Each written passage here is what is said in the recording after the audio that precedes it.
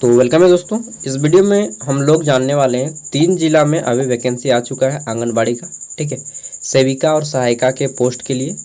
तो पहले हम लोग जानेंगे क्वालिफिकेशन और आने वाले फ्यूचर में जिस जिस जिला का आएगा मैं आपको इन्फॉर्म करता जाऊंगा। ठीक है, सूचना देते जाऊंगा इस चैनल के माध्यम से।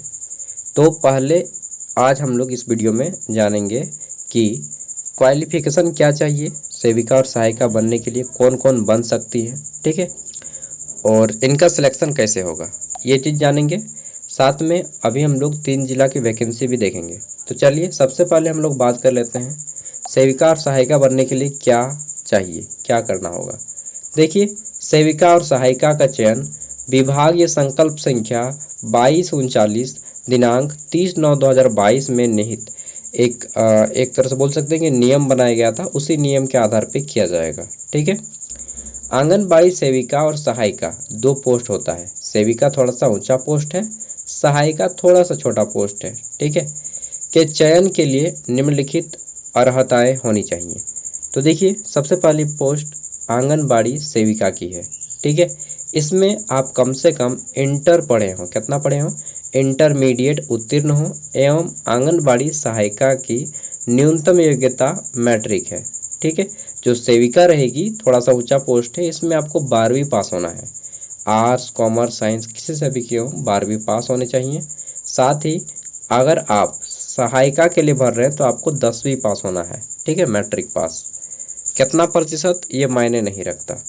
ठीक है, तो पहली चीज़ हो गई कि 12वीं पास सेविका के लिए, सहायिका के लिए 10वीं पास। दूसरा चीज़ है कि आंगनबाड़ी सेविका और सहायिका उम्र कम से कम 18 वर्ष होना चाहिए और अधिक से अधिक 35 वर्ष। 35 वर्ष से ज़्यादा है तो फिर आप यहाँ पे अप्लाई नहीं कर पाएंगे। ठीक है, आगे बात कर लेते हैं। तो बोला गया है कि आंगनबाड़ी सेविका और सहायिका को आपको अस्थायी निवासी होना चाहिए वहीं की। ठीक है, और केवल निवासी में बहु यानी कि जो विवाहित हैं उन्हीं को लिया जाएगा। ठीक है, कुंवारी लड़कियों को यहाँ पे नहीं लिया जाएगा, बोल दिया गया है। ठीक है, तो एक चीज़ तो हो गया कि जो मैरिड है उन्हीं का केवल सिलेक्शन होगा, अनमैरिड का सिलेक्शन नहीं होगा। अनमैरिड का सिलेक्शन तभी हो सकता है जब वह शारीरिक रूप से दिव्यांग हो यानी कि विकलांग हो और काम करने सकती हो। ठीक है, अन्यथा कुंवारियों का बैचलर्स का नहीं होगा यहाँ पे। आगे देख लेते हैं। तो फिर बोला गया है केवल मैरिड होने चाहिए और वो आपको उसी एरिया का होना चाहिए जिस एरिया में आपका आंगनबाड़ी है। अपवाद में वैसी कुमारी लड़कियों का चयन हो सकता है जो दिव्यांग हो परंतु काम करने सकती हो। ठीक है, ऐसा नहीं कि जो दिव्यांग हो और काम करने नहीं सकती है तो फिर सिलेक्शन दे के फ़ायदा क्या ना। अगला है हमारा कि समान योग्यता रहने पर, मान लीजिए 2 कैंडिडेट है और दोनों इंटरमीडिएट पास है, तब वैसे कैंडिडेट में विधवा या फिर परित्यक्ता या तलाकशुदा महिलाओं को प्राथमिकता दी जाएगी। बोला गया है कि आम सभा में सभी योग्य आवेदिका अपना जितना भी एजुकेशनल सर्टिफिकेट है, शैक्षणिक प्रमाण पत्र जिसमें आपका जाति प्रमाण पत्र, आवासीय प्रमाण पत्र, ठीक है, और जितना भी 10th 12th का पासिंग सर्टिफिकेट है, ग्रेजुएशन किए हैं तो उसका भी सर्टिफिकेट आप लोग उसके साथ ओरिजिनल और उसका जेरोक्स दोनों लेकर जाइएगा। ठीक है, जहाँ पे आम सभा होगा जिस स्कूल में और जिस डेट पे अभी मैं बताऊंगा उसके बारे में। ठीक है, तो आपको लेके जाना होगा और फोटो भी लेके जाना है। सभी आम सभा के आयोजन संबंधित वीडियोग्राफी मतलब वीडियो भी होगा और वीडियो जो कराएंगे वो कराएंगे आपका CDPO officer, CDPO child development project officer बोलते हैं। ठीक है, बाल विकास परियोजना पदाधिकारी जिसका एग्ज़ाम 10 तारीख को है। और ठीक है, तो ये आपके सबसे हेड रहेंगे सिलेक्शन प्रोसेस में, CDPO। आगे देख लेते हैं। तो बोला गया है कि आम सभा के समापन, जब आपका आम सभा समापन हो जाएगा कि उपरांत ये CDPO का काम है कि वो अपना जिला पहुंचा देगा रिपोर्ट को। ठीक है, उप विकास आयुक्त DDC के पास, डेप्यूटी डेवलपमेंट कमिश्नर चतरा। देखिए, अभी 3 जिला का आया है। पहला हम लोग बात कर लेते हैं तो ये है आपका चतरा का, दूसरा का बात कर लेते हैं तो गढ़वा का है, और तीसरा बात कर लेते हैं तो इसके ऊपर मैं बना चुका हूँ पलामू का है। ठीक है, तो चलिए देखते हैं। सैलरी तो नहीं बताया आपको ना। तो जो सेविका रहेगी, सेविका की सैलरी रहेगा 9,500। ठीक है, मिनिमम इतना रहेगा ही, इससे ज़्यादा ही रहेगा, कम से कम इतना रहेगा। और जो सहायिका रहेगी उसका रहेगा 4700, 4700।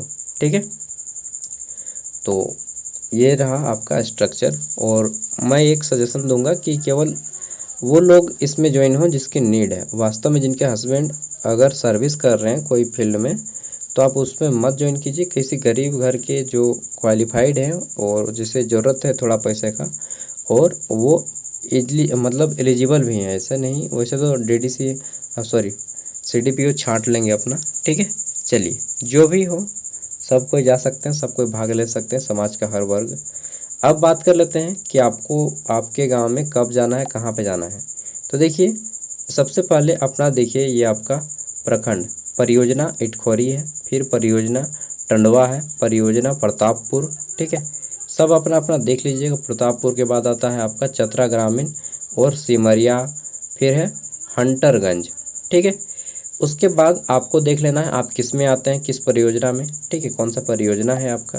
देन देखना है आपका कि आपके केंद्र का नाम। ठीक है, कहाँ पे है आपका केंद्र का नाम या आंगनबाड़ी केंद्र का नाम। अगर आपके केंद्र आंगनबाड़ी केंद्र का नाम दिख जाता है इसमें, तो आप वो उसी आंगनबाड़ी केंद्र में जाना होगा। ठीक है, और ये पोस्ट है कहाँ पे, कौन सा पोस्ट खाली है। जैसे ये उड़सी में सेविका का पोस्ट खाली है। और अगर हम बात कर लेते हैं नीमा कातू में, तो यहाँ पे सेविका और सहायिका दोनों का पोस्ट खाली है। ठीक है, आगे देख लेते हैं। तो यहाँ पे बोला गया है कि जैसे ये मान के चलते हैं उड़सी, यहाँ पे जो भी पोस्ट खाली है, ठीक है, आपको कब होगा। तो देखिए, आपका जो आम सभा होगा 25 जून 2024 को 11 बजे आम सभा होगा। कहाँ पे होगा, तो आंगनबाड़ी केंद्र भवन में होगा। ठीक है, उड़सी आंगनबाड़ी केंद्र में होगा। तो प्रत्येक का आंगनबाड़ी केंद्र में ही आपका आम सभा होगा। वहाँ पे आपको पहुँचना होगा अपने डॉक्यूमेंट्स के साथ। और वहाँ पे आपके मुखिया भी रहेंगे, एगो स्कूल का हेडमास्टर रहेगा, और सबसे मेन रहेंगे CDPO ऑफिसर। ठीक है, चाहे महिला पर्यवेक्षक, जो दो में से एक कोई आपके सामने होंगे और वही आपका सिलेक्शन करेंगे। फिर हम लोग बात कर लेते हैं तो गढ़वा का अपना अपना देख लीजिएगा। सबसे पहले देखिएगा परियोजना का नाम, किस परियोजना में आते हैं, प्रखंड का नाम।